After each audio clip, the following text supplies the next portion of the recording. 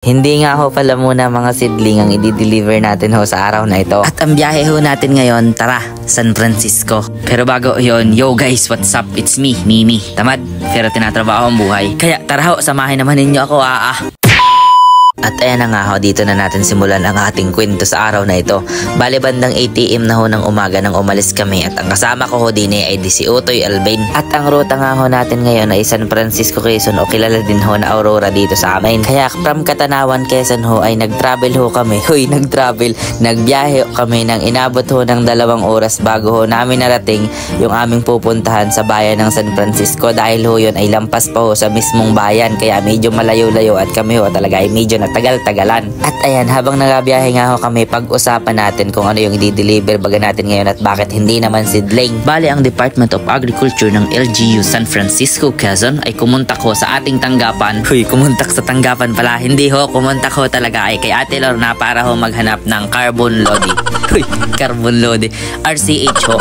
Uling siguro ho ay mahal na sa kanilang gasol kaya naghahanap ng uling. Biro lang ho. CRH ho talaga or carbonized rice hal ang kanila hong in-order at yun ho ay gagamitin nilang pampataba.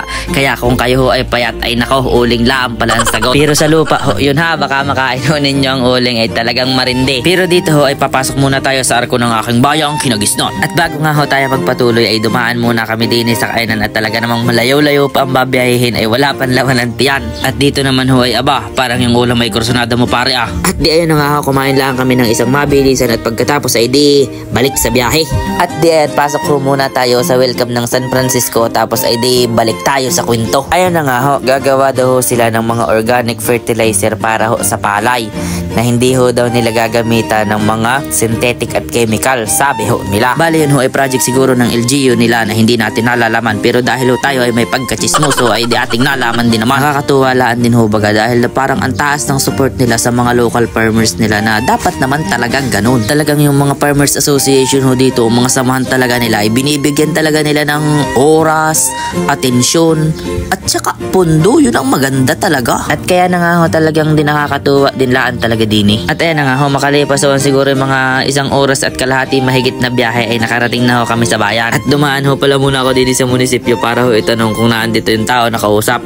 Kaso baga naman ay Sabado daw ay wala daw pasok. Tapos ay may mga gayaan hong siguro malapit na din ang pista. At pagbalik ko nga ho ay wala si Utoy Albain ay yung palay naan doon ay talaga namang di bumili lang ho pala kami ng maiinom tapos nagpatuloy na uli. At bale dahil wala ho sa munisipyo yung aming inahanap na tao ay ang aming second option maigi na lang at aking natandaan at ako'y nakapunta na rin naman din ng isang beses ay pinuntahan na lang ho namin sa kanilang bahay. At sakto naman ho na pagdating namin ay may nakausap kami at palabas na rin daw yung tao na hinahanap namin kaya pinauna na ho kami dun sa lugar kung saan dadalhin talaga yung aming daladala. Bale yun nga punta namin ay medyo malayo-layo pa talaga din Bago ho kami nakarating may dinaan ng paahon. Tapos ho ay AB. Tapos ay rough road ho na Garne. Tapos Lusong. At di nakarating nga ho kami din at di kami pinapag-intay sa tapat daw ng elementary school.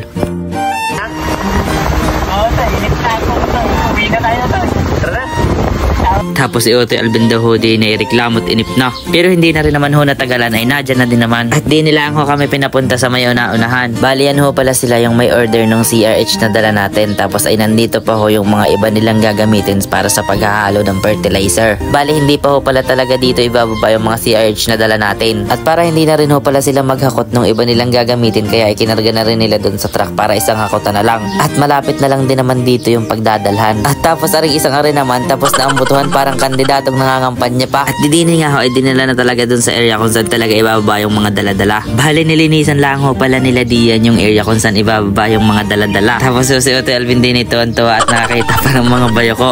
Ay sa tagal nang hindi nakakatikim ay wari ko ay talagang dala. Ay talaga namang si wari ko ay hanggang tainga. Ay talaga namang ayos na pang ulam na rin. At diyan nga ho nang malinisan ay iniatras lang ho dito yung sasakyan para mas madali nang ibaba. At dahil madami naman nga ho kaya mabilis lang na ibaba. Nang matapos ho ay nagkabayaran na rin naman kaya hindi na rin ho kami natagal at nagpaalam na rin kami agad. At kaya na nga ho di nagbiyahe na kaming pauwi. Bali bandang mga mag-aalauna na ho yan ng hapon tapos ay di hindi pa ho kami nakain. Saktong-sakto naman ho pag inaswerte-swerte nga naman ho ay napadaan pa ho kami din sa bulungan tapos malalakas naman ang busis. Basta ho ari yung parang paosisaan o pamanhikanan. Eh sadya namang kahit hindi sadya kami kasama din ito mo naman si Utoy Albain at nangunguna na sa pagkain. At sakay talaga namang pamanhikanan pa pala ang sa dami ng kasama ay parang kasala na. Balik ka mag-anakan pala ho namin yung inapamulong din eh. Baka sabihin ninyo naman ay kami napadaan lang ay nakikain na agad. At dito ho pala ay nagpasayaw laan tapos ay nagkamero ng pasabitan. Tapos si Otoy Alvin ay sumabit lang ng isa. Tapos ay hindi ko na videohan ay ako'y pinapagalitan. Ay hala dahil ho kami nakakain ay hanggang dito na lang. Bye bye!